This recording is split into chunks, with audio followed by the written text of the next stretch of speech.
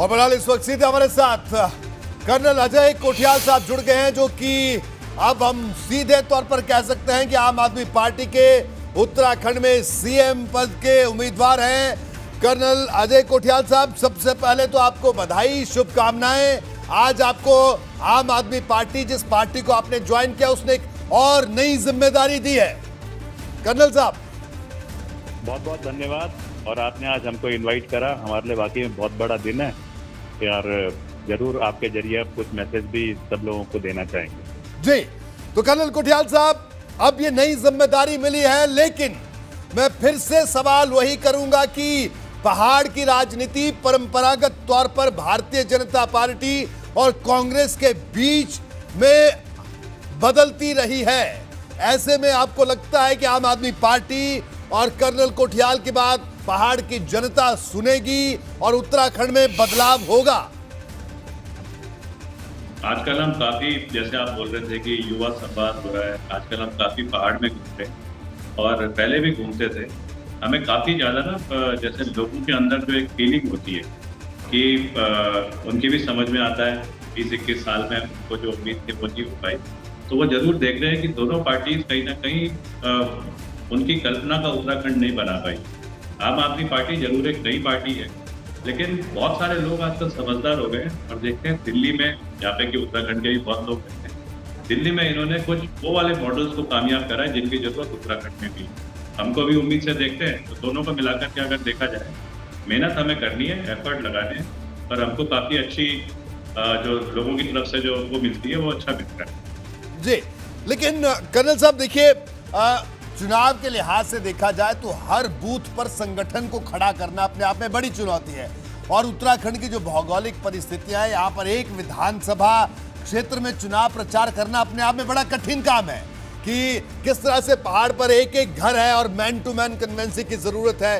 क्योंकि दिल्ली में जो चुनाव प्रचार है उसका तरीका तो अलग है कि अगर कोई आदमी एक गाड़ी में सुबह से शाम तक घूमे, तब भी वो कहीं ना कहीं पूरे लोगों से बातचीत कर सकता है, उनसे संवाद कर सकता है, सोशल मीडिया संवाद कर सकता है। लेकिन पहाड़ की भौगोलिक परिस्थितियां ये अलाउ नहीं करती है।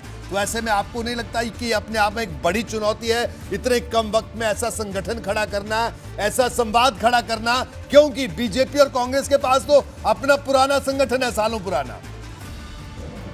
आप बिल्कुल ठीक कह रहे हैं। एक तो पार्टी नहीं है, दूसरा जैसे प्लेन्स में होता है कि मूवमेंट बड़ा आसान होता है, यहाँ पे तो टेरेन कंडीशन इस तरीके की है, अलग अलग मूवमेंट करना है, चैलेंज जरूर है। लेकिन हमें, क्योंकि 7-8 साल जो हम उत्तराखंड में रहे, जब वो पहली बार नेहरू इंस्टीट्यूट ऑफ माउंटेनियरिंग में आया, उसके बाद यूथ फाउंडेशन से जो लड़के भर्ती हुए, उसके बाद आम आदमी पार्टी की अपनी एक रेपुटेशन, फिर पार्टी ने भी काफ़ी मेहनत कर रखी।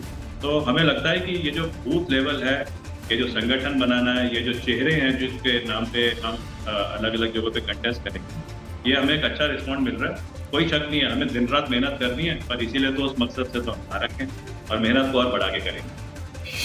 जी बिल्कुल। और आपने दो बातों का जिक्र आज खास तौर पर किया, रोजगार की बात आपने कही और किस तरह से आपने कहा कि स्पिरिचुअल राजधानी इसको बनाएंगे पूरे देश भर की। तो आपको लगता है कि पर्यटन और स्पिरिचुअल पर्यटन से दोनों को जोड़कर उत्तराखंड में पलायन और रोजगार की समस्या को दूर कर पाएंगे आप? ऐसा विजन आप लोगों को दे पाएंगे, समझा पाएंगे लोगों को अपना प्लान? देखिए, क्योंकि मैं केदारनाथ आपदा के बाद में वहाँ पे रिस्टोरेशन के टास्क में रहा, क्योंकि मैंने काफ़ी लोगों से पिछले 5-6 साल में इंटरेक्ट करा और कुछ चीज़ें ट्राई करी, कुछ मॉडल्स ट्राई करे छोटे स्केल। ये सब टूरिज्म रिलेटेड थे, हिल टूरिज्म, हिल में किस तरीके की और एक्टिविटीज़ होती हैं, तो वहाँ पे छोटे स्केल पे अपनी काबिलियत से हमने करे थे और वो कामयाब हुए।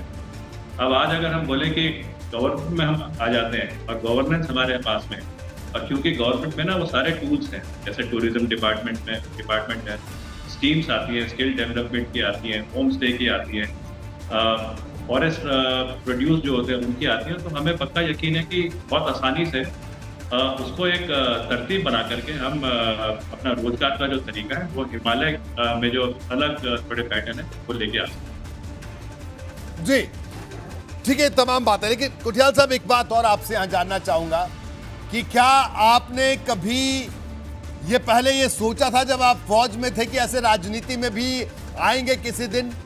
और आपको क्या लगा कि किस चीज ने आपको राजनीति में आने के लिए आपको बड़े पुख्ता तौर पर ही आपके अंतरात्मा ने कहा कि नहीं, अब यही एक रास्ता है? ऐसी क्या वजह थी, ऐसी क्या चीज थी? आपको सही बताएं, हमने ना कभी सोचा भी नहीं था कि हम राजनीति में आएंगे। आर्मी का हमारा करियर, आर्मी में जो हम में टास्क मिल रहे थे, जो हमें अलग अलग इन्वायरमेंट मिले, हमारे को तो उन्हीं में मजा आता था। टेररिज्म के इलाके हो गए, सियाचिन ग्लेशियर हो गया, माउंटेनियरिंग एक्सपीडिशंस, इन सब का हमें रेगुलर एक्टिविटी में इन्वॉल्व रहे। जब हम उत्तरकाशी आए NIF में, तो क्योंकि केदारनाथ रिस्टोरेशन के टाइम पे हमको दिखा कि कुछ ऐसे मॉडल्स हैं जो उत्तराखंड में हम कामयाब बना सकते हैं। और फिर हम पलटन भी अपनी कमांड करके आ गए थे, 27 साल नौकरी हो गई थी।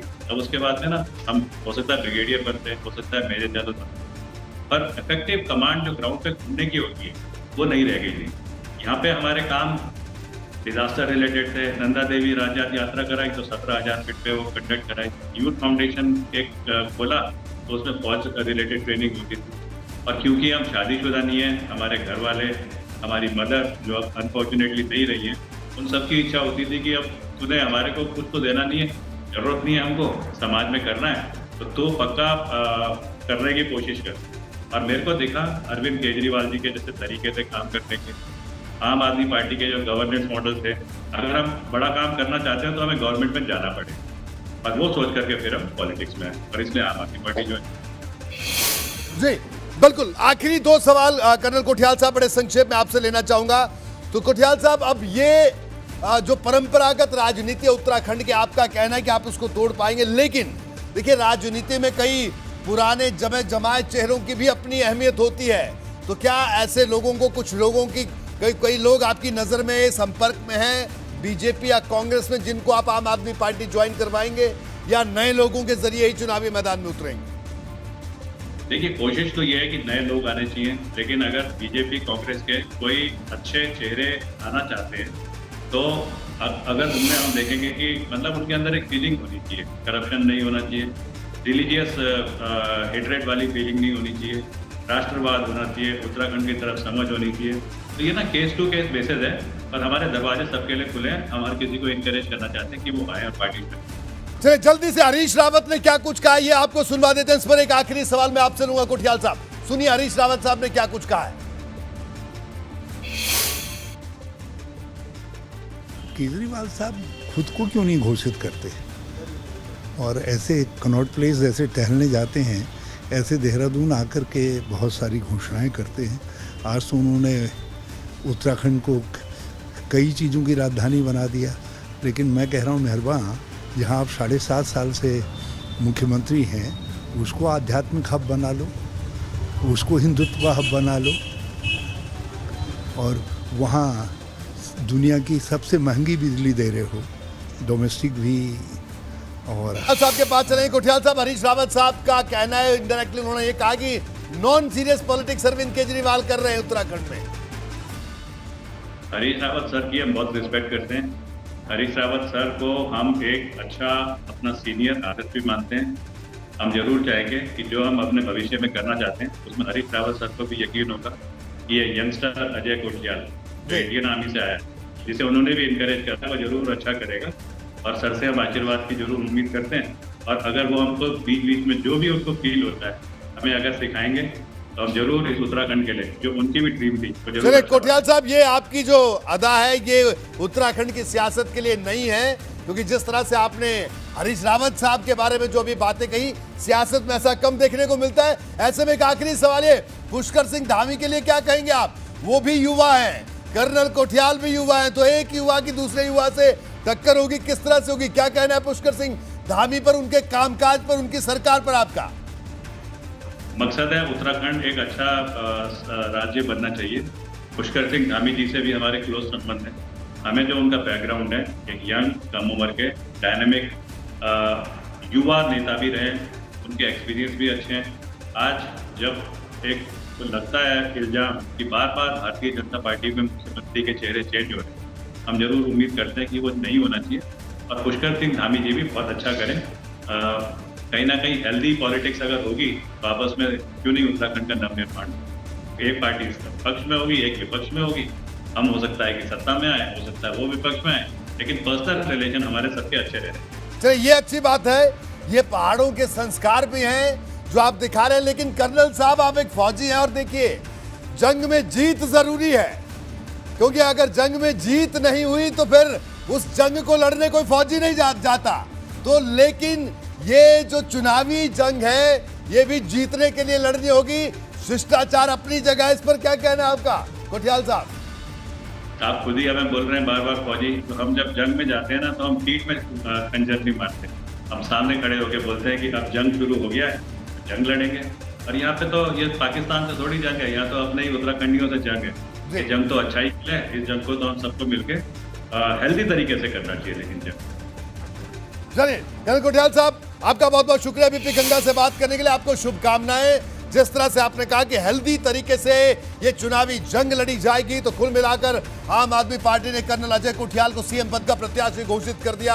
और आपकी पूरी कोशिश है कि इस पूरे चुनाव को त्रिकोणीय बना दिया जाए। और कर्नल कोठियाल का कहना है कि वो परंपरागत राजनीति को तोड़ेंगे और शिष्टाचार के साथ, लेकिन एक अपनी अलग तरह की राजनीति की शुरुआत उत्तराखंड में करेंगे। तो बहरहाल आज बात तो चुभेगी में इतना ही। दीजिए इजाजत, नमस्कार।